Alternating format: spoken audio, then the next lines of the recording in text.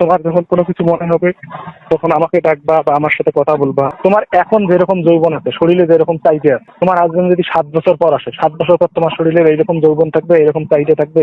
সমাজকে গোপন রেখে নিজের যতটুক ভালো, নিজের যতটুক করা যায় এতটুক করতে হবে। তুমি আমার কথা কখনো রেকর্ড করবে না, কখনোই কারোর সাথে কথা শেয়ার করবে না। তুমি তোমার নিজের ভালো মন্দ সবকিছু বোঝো। যেমন তোমার হাজবেন্ডের মনে করো যদি 1 সপ্তাহ এমনি না থাকে, 1 সপ্তাহ যদি তুমি ওর সাথে কথা না বলো, তোমাকে খুব খারাপ লাগবে না? একটা খুব কষ্ট পাবা না তুমি? পাবা না? হ্যাঁ। তো ওই 1 সপ্তাহ যদি আমার সাথে একটু ন্যূনতম তুমি ভালো মন্দ ভালো কথা বলো, কিছুটা হইলেও তোমার দুঃখ কষ্ট দূর হবে না? হবে না? কিন্তু তুমি আমার কথা কখনো রেকর্ড করবে না, কখনোই কারোর সাথে কথা শেয়ার করবে না। কথা বলা শেষ করে কল লিস্টগুলো কেটে দিবা। কেটে দাও না? তুমি যদি এইভাবে সারা জীবন থাকে তোমার নিজের যৌবন নষ্ট করতে চাও, সেটা করো।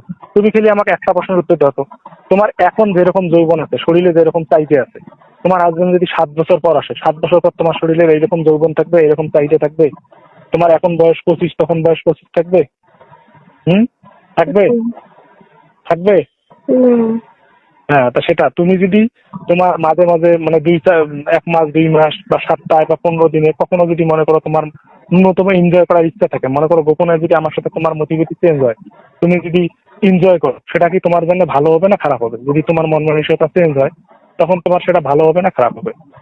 বলো, কি মনে হয় তোমার? ওরকম চিন্তা ভাবনা আমি করি না। আচ্ছা ঠিক আছে, তোমার প্রতি আমার 3টে পরামর্শ।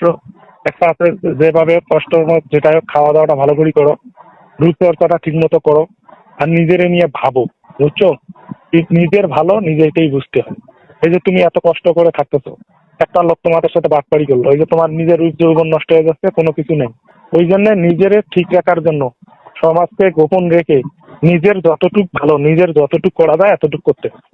তোমার যৌবন নষ্ট হইলেও কারো কিছু যায় আসে না, তুমি মারা গেলেও কিছু যায় আসে না, তুমি বুড়ি হলেও কিছু যায় আসে না। তুমি যদি কখনো মনে করো যে না ভাইয়ের সাথে আমি সময় কাটাইতে পারো, যদি মনে করো ভাইয়ের সাথে কথা বলি শুধু বলতে পারো, যদি মনে করো যে না ভাইয়ের সাথে এমনিতে পাশে নিয়ে হালকা মেসেজিং এটার মধ্যে রাখি থাকতে পারো।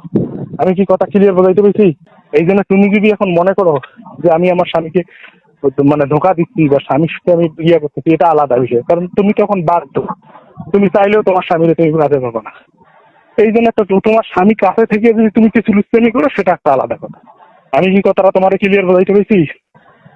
ওই জন্য তোমার মন মস্তিষ্ক যখন চেঞ্জ হবে, তোমার যখন কোনো কিছু মনে হবে তখন আমাকে ডাকবা বা আমার সাথে কথা বলবা, যেটা ভালো লাগে সেটা করবে। কিন্তু কখনো মন খারাপ করে থাকবে না, কখনো রূপচর্চা না করে থাকবে না, কখনো নিজেকে কষ্ট দিবে না।